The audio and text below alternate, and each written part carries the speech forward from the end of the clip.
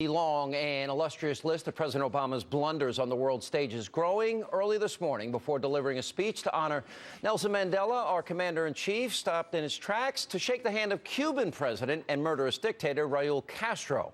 Although the White House said this was not pre-planned, Cuban Americans are outraged, some describing it as, quote, nauseating that our world leader would stop to shake the hand of a murderer and a thug. But sadly, this was not the first time that he's embarrassed our nation in the world stage.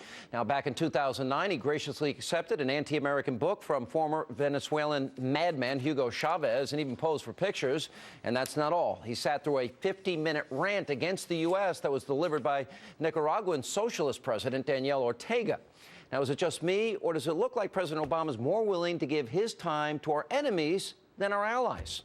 Here with reaction, author, columnist Humberto Fontova and former Obama pollster Fernand Amande is with us. Fernand, thank you. Any problem with this? Oh, my goodness. None whatsoever, Sean. I mean, I think it's a disservice to the facts to suggest that the president embraced Mr. Castro. Let's not begrudge the leader of the free world for doing a cordial handshake with the leader of a repressive government any more than we would begrudge a cordial President Reagan for shaking President Gorbachev's hands when he was the head of the Soviet Union, or former President Bush shaking Hugo Chavez's hands. The truth of the matter is that you look at the actions followed by the words. What did the president say in a thinly veiled barb at Mr. Castro in front of him? He said too many times there are leaders that embrace the solidarity of Mandela's struggle for freedom, yet they don't tolerate dissent from their own people. Nothing more could be interpreted as a cold sting from the verbal slap than the handshake that's much ado about nothing. What do you think, Humberto? No, look, there's so many elements to this outrage. First of all, our president is shaking hands with a dictator who jailed and tortured many more political prisoners than did the South African regime that jailed Nelson Mandela.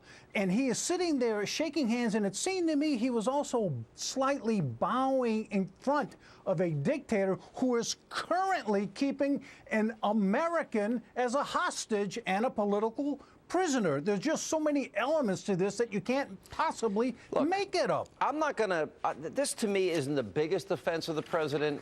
But I will tell you this, Armand, is that when I see the president give F-16s, tanks, $1.5 billion to Mohammed Morsi, who was a former head of the Muslim Brotherhood, and which obviously could be used one day against Israel, that troubles me.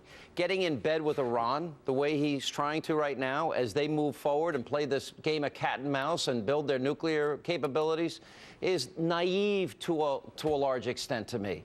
The president dissing Bibi Netanyahu as often as he had, seems his priorities are off. Seems like he's trying to make friends with people that you cannot make friends with, like the president of Iran.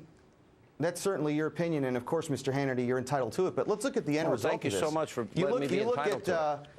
You look at opinion polls around the world, the standing of the United States in the eyes of the world is higher than it's been since the Clinton era level. No, it's not. Without question, you can't make up facts. That's not true. No one is making up facts, Mr. Hannity. The fact of the matter is, to try and disparage a president who represented this country with great honor and pride today, think of the message that is sent for a president of African-American descent to go before the people of South Africa. I don't want you to speak. Let me ask you a question. Do you really think it's smart to give a guy that referred to the Israelis, our ally, as descendants of apes and pigs? Is it smart to give that guy F-16s, tanks, and $1.5 billion taxpayer dollars? Because that's what Obama's done. Do you think that's smart? Does that sound wise to you?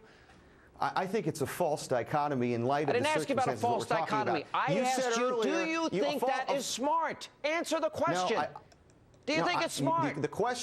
The question here is, how did President Obama conduct himself today before the eyes of the world? I'm asking you if you think it's smart to give the former head of the Muslim Brotherhood that presidency today.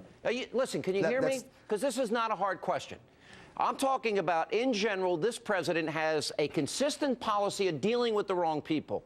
Do you think it's smart to go against our ally and give a Muslim Brotherhood leader of Egypt tanks, F-16s, and money? Is that smart to you?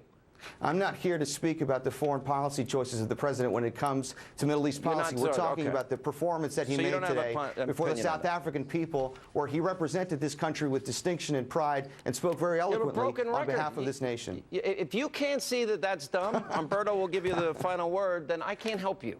Obviously, you're an Obama sycophant, because that is not smart. It's not wise. It's not in our best interest. We're dealing with the world's worst dictators, and we're showing a lot of weakness. Umberto, you get the last word. The longest-suffering political prisoners in modern history were not jailed in South Africa. Many of them were black, and they were jailed in Cuba by the man who Obama shook hands with and bowed before. Yeah. All right, guys, good to see you. Appreciate it. Coming up next.